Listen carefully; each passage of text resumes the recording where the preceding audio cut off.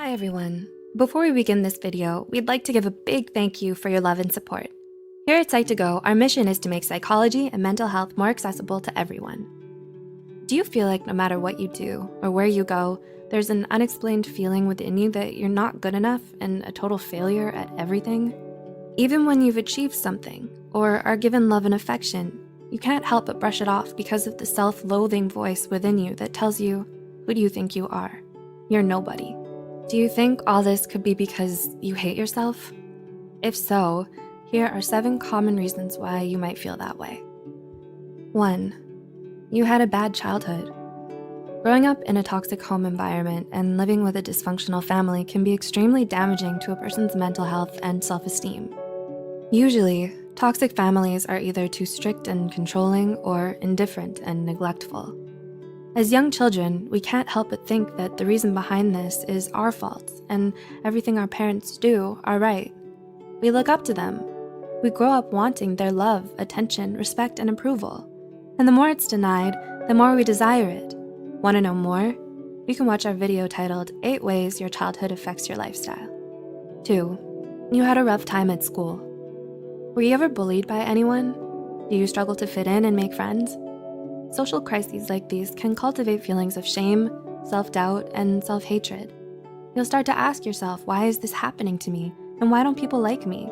Is there something wrong with me? 3. You struggle with past trauma. Is there a specific incident in your past that caused you to feel this way? It doesn't necessarily have to be from childhood. Maybe it was the absenteeism of a parent, a nasty breakup, the death of a loved one, or an abusive relationship. People tend to define themselves based on their experiences in life. When something terrible happens to you, it's hard not to feel as if you deserve it. Thus, the trauma of your negative past experiences can manifest as denial, defeat, or self-hatred. 4. You feel disconnected. This reason is much more philosophical than the rest, but it takes its roots from existential psychology. One of the pioneers of this field, Rollo Rees-May, believed that self-hatred is what happens when we become too egocentric and focused on ourselves. It leads to a feeling of disconnect between us, others, and the world. This leads to feelings of unexplained loneliness, emptiness, and meaninglessness. When we think too much about everything only from our point of view and fail to realize our place in the universe, we deny ourselves the opportunity to fulfilling our greatest potential, and thus unknowingly hate ourselves for it. 5. You don't have social support. Based on a study by Kleeman and Liu in 2013, social support has been shown to be a very important protective factor against trauma and depression. So, when you have no one in your life who you can count on to be there for you in times of distress and emotional need, it further reinforces your feelings of self-loathing. From family to friends to colleagues, a lack of meaningful, intimate relationships in your life can make it harder for you to feel loved, cared for, and accepted. 6. You're always comparing yourself to others. Do you find yourself comparing yourself to other people and competing with them to be better? It's emotionally exhausting.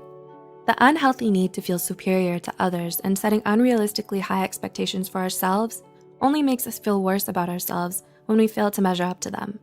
In fact, research has found that more social media exposure often results in symptoms of depression, loneliness, and anxiety, while detoxifying and disconnecting from it for a short while has been proven to improve our happiness and peace of mind. And 7, you have a negative self-concept. Finally, and most importantly, the reason why you hate yourself could be because of your negative self-concept. According to R.B. Burns, an author of The Self-Concept in Theory, Measurement, Development, and Behavior, self-concept is defined as a person's view of themselves that's based on their values, principles, experiences, and relationships.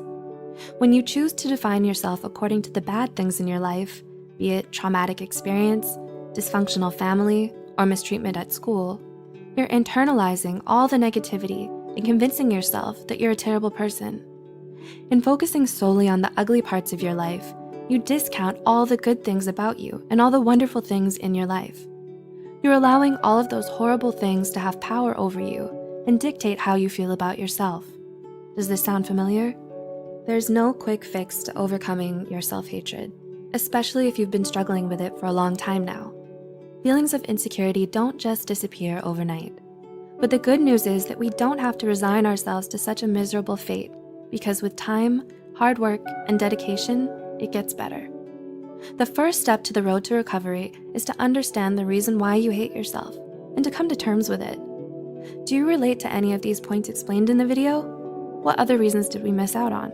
Let us know in the comments below. Also, don't forget to share this video with someone who might benefit from it. Like this video and subscribe for more psychology content. As always, thanks for watching.